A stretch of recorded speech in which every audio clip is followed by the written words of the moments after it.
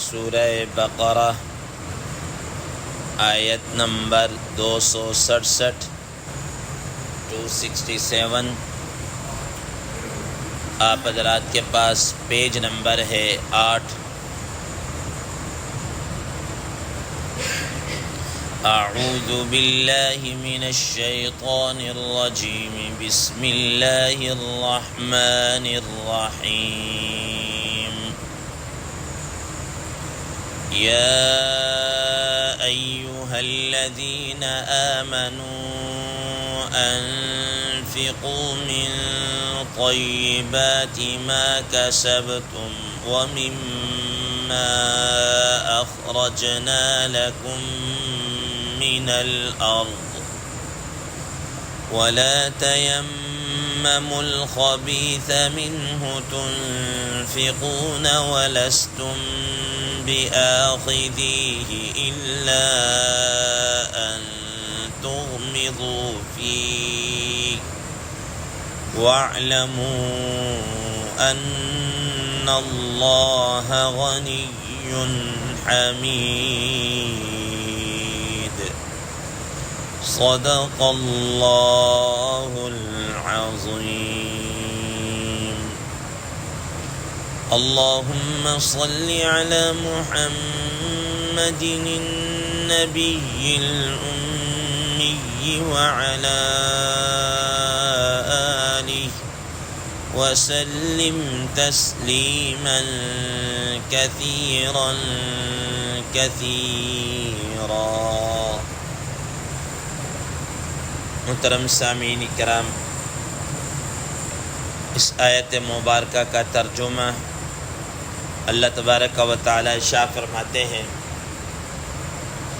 یا ایہا الذین آمنوا انفقوا، اے ایمان والو تم خرچ کرو، من طیبات ما کسبتم، اپنی کمائی میں سے عمدہ چیز جو تم نے کمایا ہے اس میں سے عمدہ چیز خرچ کرو، وَمِمَّا أَخْرَجْنَا لَكُم مِّنَ الْأَرْضِ، اور اسی طریقے سے ہم نے جو کچھ تمہارے لیے زمین میں سے نکالا ہے، پیدا کیا ہے، اس میں سے بھی خرچ کرو، وَلَا تَيَمَّمُوا الْخَبِيثَ مِنْهُ تُنْفِقُونَ وَلَسْتُمْ بِآخِذِيهِ، اور تم ناکارہ چیز، ردی چیز کا ارادہ نہ کرو جو تم خرچ کرتے ہو، وَلَسْتُمْ بِآخِذِيهِ، اور تم حالانکہ تم اس کو خود لینے والے نہیں ہو، إِلَّا أَن تُغْمِضُوا فِيهِ، ہاں مگر یہ کہ تم اس میں چشم پوشی سے کام لے لو، وَاعْلَمُوا أَنَّ اللَّهَ غَنِيٌّ حَمِيدٌ، اور تم جان لو بے شک اللہ تبارک و تعالی غنی ہیں، قابل تعریف ہیں۔ محترم سامعین کرام، آپ حضرات کے سامنے انفاق فی سبیل اللہ، اللہ کی راہ میں خرچ کرنا یا عمومی طور پر خرچ کرنا، اس کے متعلق گفتگو ہو رہی تھی، اور اس کے متعلق اللہ تبارک و تعالی نے کچھ شرائط کو بیان کیا ہے کہ خرچ کرنے کے اندر ان چیزوں کو، ان شرائط کو مد نظر رکھنا ہے۔ ان میں سے ایک شرط، پہلی شرط یہ تھی کہ خرچ کرنے کے بعد تم نے احسان نہیں جتلانا۔ دوسری شرط یہ تھی کہ تم نے خرچ کرنے کے بعد جس پر خرچ کر رہے ہو اس کو کسی قسم کی کوئی تکلیف، اذیت میں مبتلا نہیں کرنا۔ اور تیسرے نمبر پر شرط یہ تھی کہ جو تم نے خرچ کرنا ہے اس میں ریاکاری نہ ہو، اخلاص کے ساتھ تم نے خرچ کرنا ہے۔ محترم سامعین کرام، آج کی اس زیر دست آیت مبارکہ میں ایک اور شرط اللہ تبارک و تعالی اسی انفاق فی سبیل اللہ کے متعلق یا مطلقاً انفاق کے متعلق اللہ تبارک و تعالی بیان فرما رہے ہیں۔ یا ایہا الذین آمنوا انفقوا من طیبات ما کسبتم، کہ اے ایمان والو جو تم نے خرچ کرنا ہے تو اس خرچ میں سے جو پاکیزہ چیز ہو اس کو تم نے خرچ کرنا ہے، ردی قسم کی چیز کو بالکل بھی تم نے خرچ نہیں کرنا، پاکیزہ چیز، حلال اور پاکیزہ چیز کو خرچ کرنا ہے۔ محترم سامعین کرام، حضرات مفسرین کرام رحم اللہ نے طیبات کی تفسیر کے اندر دو چیزوں کو بیان کیا ہے۔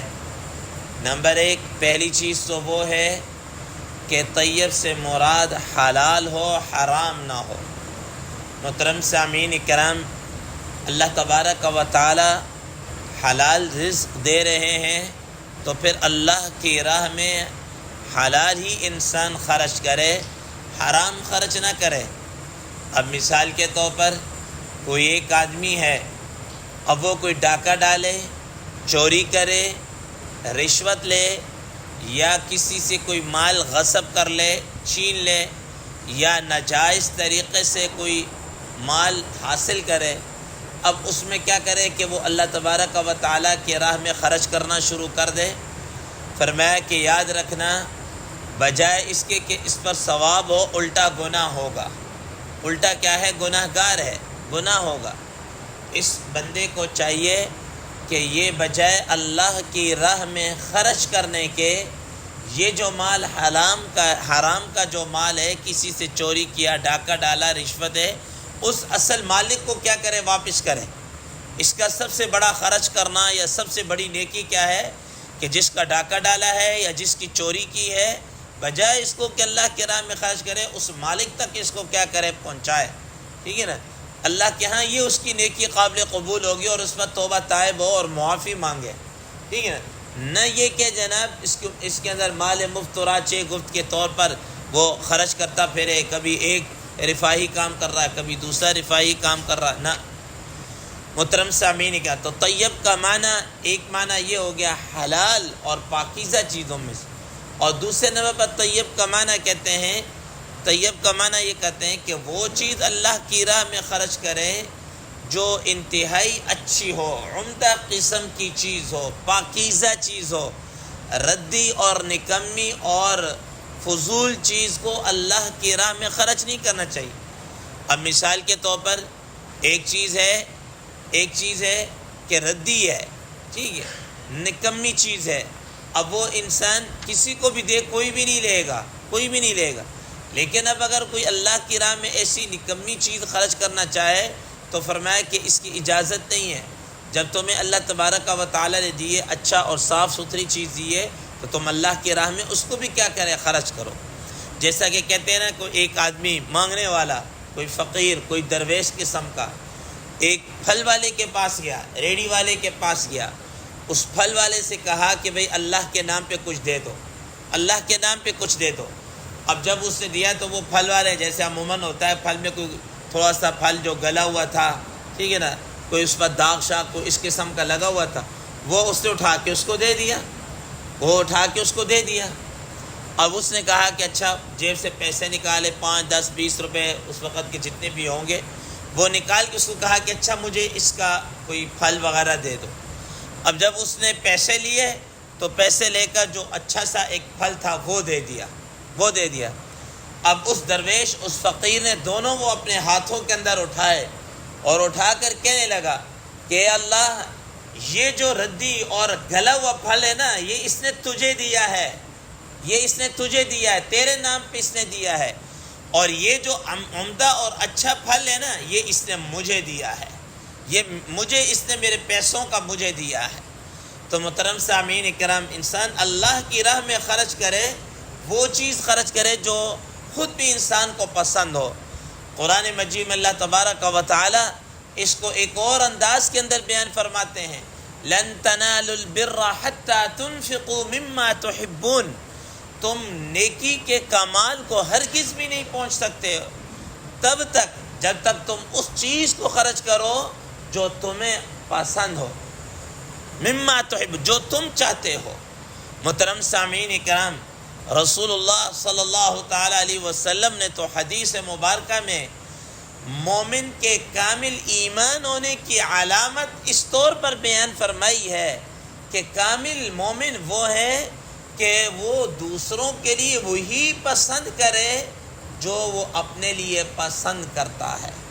جب ایک مسلمان بھائی کے لیے ہم وہ چیز پسند کرے جو ہمیں پسند ہو، ٹھیک، وہ چیز پسند نہ کرے جو انسان کو خود پسند نہ ہو، تو پھر چہ جائے کہ اللہ تبارک و تعالیٰ کے لیے اس چیز کو خرچ کرنا جو بالکل ردی اور نکمی قسم کی کوئی چیز ہو، ایسا نہیں ہونا چاہیے۔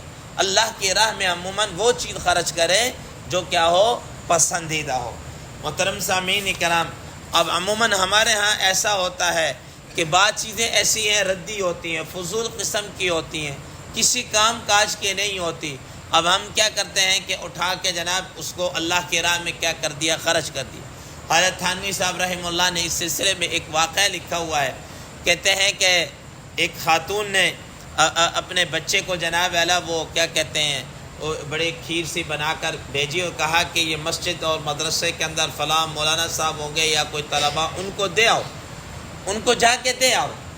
اب وہ جو مولوی صاحب کو جب دے کے آئے تو مولوی صاحب بڑے حیران کہ آج ان کے گھر سے جناب اللہ کو یہ تو بڑا، جیسے کہتے ہیں نا کنجوس مکھی چوز ہے، وہ جیسے کہتے ہیں نا کہ یہ تو گناہ دے کے بھی راضی نہیں ہے، اس کے گھر سے کھانا آ رہا ہے، یہ وہ بھی کھیر، شاندار قسم کی بنی ہوئی کھیر۔ تو اس نے بچے سے کہا کہ بیٹا صحیح سی بات بتاؤ، یہ آج کیسے اتنا بڑا دل کر لیا اور یہ کھیر وغیرہ لے کر اور کھیر بنا کر لے کر آئے؟ تو پہلے بچے نے کہا نہیں وہ یوں تو فلاں نہیں کہا۔ تھوڑا سا مولوی صاحب نے تھوڑا سا اور کھودا کوریدا تو کہا کہ اصل میں مولوی صاحب بات یہ ہے کہ وہ ہمارے گھر میں جو دودھ والی بالٹی تھی نا، اس میں کتے نے منہ ڈال لیا تھا، اب وہ جناب والا اس کو پھینکنے کے تو کہا کہ اس کی کھیر بنا کے جناب والا وہ کیا ہے دے۔ تو اب وہ جو طباخ سا تھا وہ جب آئے بھی پتہ چلا کہ کتے نے منہ ڈالا ہے، تو وہ مولوی صاحب نے اٹھا کے پھینکا کہ جو چیز کتے نے کھائی ہے تم نہ کھاؤ، وہ ہمارے لیے لے کر آ جاؤ۔ تو بچہ کیا ہو گیا، رونے لگ گیا۔ تو اس نے کہا کہ تم رو کیوں رہے ہو، ایک تم نے جناب اللہ اس طرح کام کے اوپر سے رو بھی رہے ہو۔ اس نے کہا اصل بات یہ نہیں ہے کہ کھیر گر گئی ہے یا برتن ٹوٹ گیا ہے، یہ کھیر جو تم نے کہا اس کے رونے کے نہیں، اصل میں رو اس وجہ سے رہا ہوں کہ یہ جو برتن تھا نا، اس کے اندر میری اماں بچے کا پخانہ اٹھا کر پھینکا کرتی تھی، اس کے اندر بھیجا ہے، ٹھیک ہے نا، یہ تو کوڑا کرکٹ اٹھا کر پھینکا کرتے تھے، یہ اس کے اندر بنا کر بھیجا، اب مجھے اماں کیا کہیں گی؟ تو محترم سامعین کرام، اگر انسان کا یہ اور اس قسم کی نیچر اور اس قسم کا رویہ ہوگا تو پھر یاد رکھیے گا اللہ بھی بڑا کیا ہے، اللہ تعالیٰ جیسے آخر کے اس آیت کے آخر میں فرمایا وَاعْلَمُوا أَنَّ اللَّهَ غَنِيٌّ حَمِيدٌ، اللہ تعالیٰ غنی ہے، اس کو تمہارے مال کی ضرورت نہیں ہے۔ تو محترم سامعین کرام، پہلی چیز یہ فرمائی یا ایھا الذین آمنوا انفقوا من طیبات ما کسبتم، کہ اے ایمان والو وہ چیز خرچ کرو جو تم نے کمایا ہے، اور اس کمائی میں سے بھی جو پاکیزہ چیز ہے اس کو اللہ کی راہ میں خرچ کرو۔ وَمِمَّا أَخْرَجْنَا لَكُم مِّنَ الْأَرْضِ، اور دوسری چیز جس کو اس آیت مبارکہ کے اندر بیان کیا ہے کہ جو چیز زمین کے اندر پیداوار ہے اس میں سے کیا کرو، خرچ کرو۔ اب زمین کی پیداوار کیا ہے اور اس میں کیا خرچ ہوگا، اس کے متعلق انشاءاللہ کل ذکر کیا جائے گا۔ اللہ تبارک و تعالیٰ سے دعا ہے اللہ تبارک و تعالیٰ ہمیں اس پر عمل کرنے کی توفیق عطا فرمائے۔ وآخر دعوانا ان الحمد للہ رب العالمین۔